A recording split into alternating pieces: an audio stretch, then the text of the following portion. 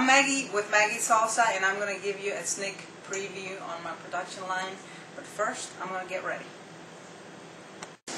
Okay, now we're ready to go. What we're going to do today is we're going to make only 500 pounds of salsa. And the first thing that we need to do is go back to the warehouse and bring all of the vegetables into the prep area and start. Follow me. This is my help for the day, Kathy. Hi, Kathy. Hi. And what she's doing is taking the tomatoes and washing them. And basically what we do is we have a washing solution called BioWash. So we wash everything and we double dip and another batch of BioWash, and then we put it into the containers that go into the measuring tub. Same procedure follows with all the ingredients. Thank you, Kathy. As you can see, we use everything fresh for Maggie Salsa. Fresh cilantro, washed double dip, and fresh hot peppers, and you got your jalapeno peppers here, and also your garlic and those onions. And boy, I tell you what, those really made me cry this morning. Okay, this is the point where everything has been measured, and this is all that batch. So you got mild row, the medium row, the hot row, and the fire row, or FAR, how they said in West Virginia. And you can see everything's been mixed in, all the ingredients, and now it's we're ready to mix. Before we start with the mixing process, I want to show you some of the ingredients, key ingredients that I use. These are the fluid ingredients, which I can't really show you what they are. Another ingredient that I use is my special secret recipe hot sauce. As you know, Maggie Salsa comes from Pico de Gallo, but I've added these ingredients, including with my secret ingredient hot sauce, to add it a little zang.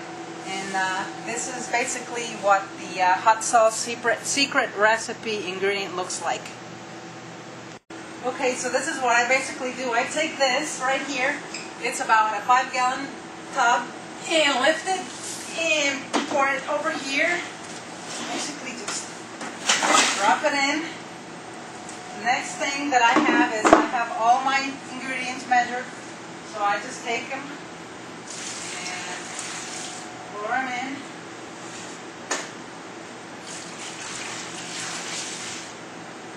The last thing that we have is the salt. And this is actually, I call it an art, because it is hard to get the right cut, cut on the tomatoes and the rest of the ingredients. So next thing you do, you take this, you shut it, sure it's locked. Now this is the tricky part, and I'll show you.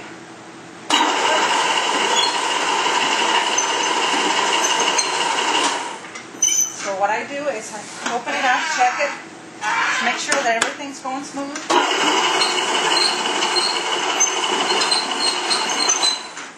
And then check it again, and now you can see that it's cut it perfectly small, just like I need it. And next thing we're going to do is dump it back into the bowl and serve it. And now you know why I got these big guns. That's hard work.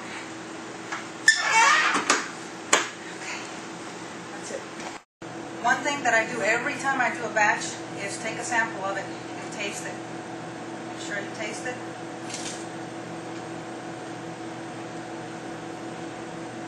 Perfect. Another thing that I do too for every batch is I take little samples that are tested in my lab to make sure that the pH, all the consistency of it is correct. Last thing of the process is taking each container, filling them up, basically by hand for now. And what we do is we take them to the scale and we weigh each container. Once we have the container set up on the table, we take them and we put the lids on, and we do all this by hand at this point.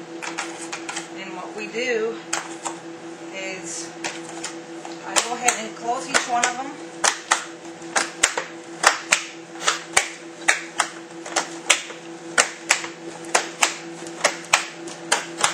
Then I take my little gun, sell by date, which has got a 45-day shelf life with an extended shelf test that we've done. Basically mark it, That's a Maggie salsa container for you, all freshly made. That's what the product looks like. And what I do is I take all my containers, stack them in two, and then just get my box, Maggie salsa box, and start filling it up.